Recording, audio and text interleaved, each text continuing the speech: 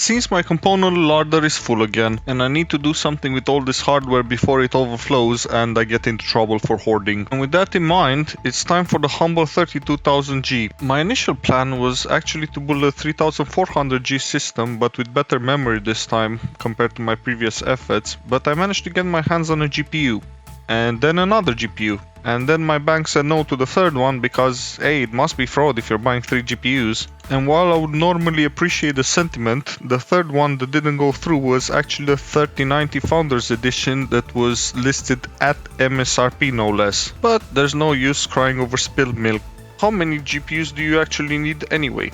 Well, I can argue it's always going to be just one more than you currently have, but then again, I'm just an enthusiast. A miner or a scalper might have a completely different answer. I feel I should put a disclaimer here. I have zero interest in becoming a scalper, and I will be using them in my next series of videos, and when I finally do offload them, it won't be at 3 times what I paid for them, because that is disgusting. And now back to the build at hand. I started by taking apart the cooler because I can't stand when the AMD logo is off to a side. I know that this is a standard way, but it still bugs me. This is actually the more performant older vapor chamber cooler that AMD has stopped making because they cut costs by going with a plain aluminium block. This time around, the thermal paste is the new MX-5, no relation to Mazda I guess, that is much more fluid than the old MX-4 it replaces. It even comes bundled with a little spatula to help spread it around, which I will conveniently never use because it's pointless. I also had to take the cooler off to change the fan because it was a bit noisy and it was a nightmare getting off without ripping the CPU out to the socket. For convenience, I think I prefer the MX-4 for non-thermal constrained applications. Let's see what else. The case is a brand new cooling unit and the PSU is from the same brand. They are both budget components, but the quality is decent, especially the PSU, which I am very pleased with. I made a full video about PSU choice, and if you're interested to see how this one stacks up, I suggest you go see that one. And I actually do put my money/hardware where my mouth is, and you're going to see that in the next video, but I don't want to spoil it too much. Taping up the ketchup master cables is much easier at this stage. I got some cheap electrical tape and I think it does wonders when it comes to the aesthetics of the build. Cable management is challenging in such a small case while using a non-modular PSU, but I did find that in the end with a bit of encouragement it did fit okay. And to round out this build, we also have a 500GB hard drive, which is a freebie, and an SSD that's a 240GB Western Digital Green SATA M.2. The RAM is a Corsair kit of 3000 MB transfers per second DDR4 with 2 times 8GB sticks that will do just fine. And to be honest, so far so standard. The only weird and slightly naughty thing that I did here was reverse the 12V 80mm case fan to 5V to slash its speed and the noise output. Anyway, it will still provide more than enough ventilation for our needs.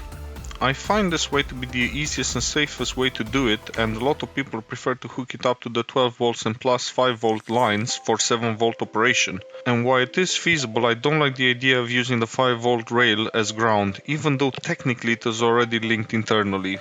And now a sneak peek of what the next video is. Initially I wanted to do a sensible video using an RX 480 that would actually match the 3200G. Thought better of it and installed the RTX 3080. Hey, what could go wrong? The PSU is good, isn't it?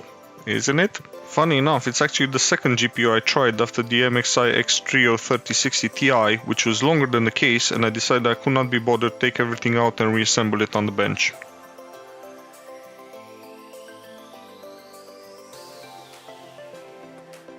Well, enough of all of that and onto the benchmarks. And the first one is Heaven, which is an older benchmark but still stresses newer cards, and here the APU does really well. I've actually made a couple of videos using the 3200G until now and you can compare between builds if you like, but this is by far the best score I've ever got at over 30 FPS and 765, which is a whopping 20% faster than the same CPU and iGPU using 2133 MB transfers per second memory. Superposition is a much newer benchmark that is a lot more taxing than Heaven, and I know I say this every time, but I don't really tire seeing how good the frame times are on iGPUs from AMD. As before, this is a GPU focused benchmark, so the CPU is not all that taxed, but memory bandwidth is important. In Fortnite, I went straight to what I think should be the Goldilocks settings on this APU, which is the medium preset with epic draw distance, which will provide mostly over 60 FPS with some dips here and there. Now I'm pretty convinced this is an engine limitation, as I've seen similar dips on all the hardware that I've tested until now, so maybe not as pronounced as here, but they were still there definitely. I know the performance mode is available, but I just don't like the way it makes all the colors washed out, but if you can get past that, it will give off better performance. Horizon Zero Dawn at low settings gave us a very good result. I can't wait to test this with a 3400G, as I was surprised to see 38 FPS here on average in the benchmark. Do keep in mind that this is the worst case scenario, and during gameplay it will be much better with around 50 FPS, enough to allow for some more eye candy to be turned on even. Assassin's Creed Valhalla doesn't really like the 2GB VRAM limit on the APU, but it is very playable at low. Again, the average will be higher during gameplay with even frame pacing and less spikes, so I'm comfortable calling it playable. At least until you get your hands on a dedicated GPU, that is. Immortal's Fenyx Rising is built on the same engine as Assassin's Creed Valhalla, so despite its cartoonish graphics, it's not an easy game to run, demanding more or less the same computing power as the former. The good news is that the art style helps conceal the low polygon count in some places, making it a nice adventure, allowing you to concentrate on the gameplay and not on the graphical deficiencies.